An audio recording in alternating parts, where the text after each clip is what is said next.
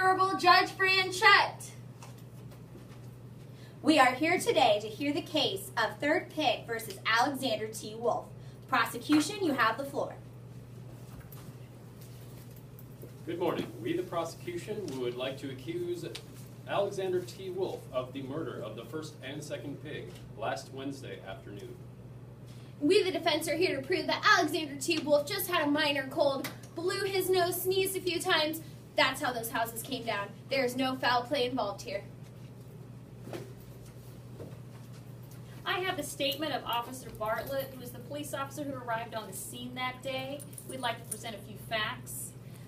When I arrived, when Officer Bartlett arrived, he did find the third pig shaking in the house. He was definitely afraid, apparently afraid of the big bad wolf.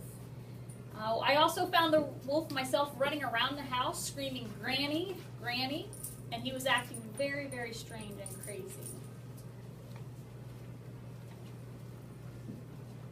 The wolf is not guilty. And to counter on what the prosecution said, strange and guilty, those sound like opinions, not facts to me. He was clearly very sick, and his sneeze blew down the houses. If a simple sneeze can do that, simply a wind could too.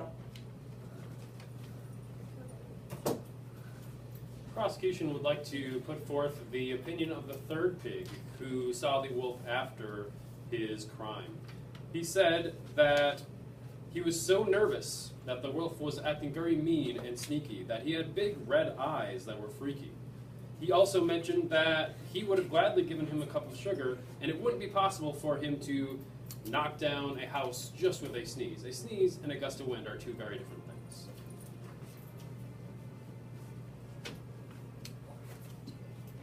We would like to counter that prosecution's argument and say, we don't know what these pigs built their houses out of. They could have been straw. They could have been sticks. We don't really know. Obviously, if you build faulty houses, a simple breeze could knock that over. We would also like to bring in the opinion of Mr. Goat, who is a neighbor who's lived in a house next door to the pigs for 23 years. He also mentioned that the goat, or rather, our defendant, Alexander T. Wolf, came to his door and asked him for a cup of sugar and sneeze. Now I ask, if he was not really sick, why would he be sneezing at Mr. Goat's house?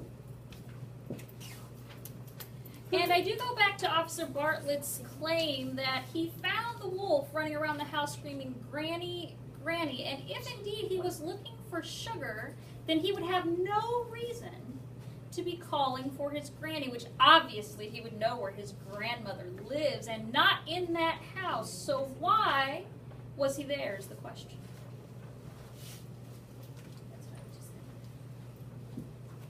We'd be happy to explain why Alexander T. Wolf was there. He is a kind and generous wolf. His granny said he was always doing things for others. In fact, she, quote, said that he was the best grandson in the world, always taking care of everyone. He's a talented baker, so it's no wonder he made her a fabulous cake, and he needed sugar because it was a new recipe and he had not planned accordingly. He went to all of his neighbors for help.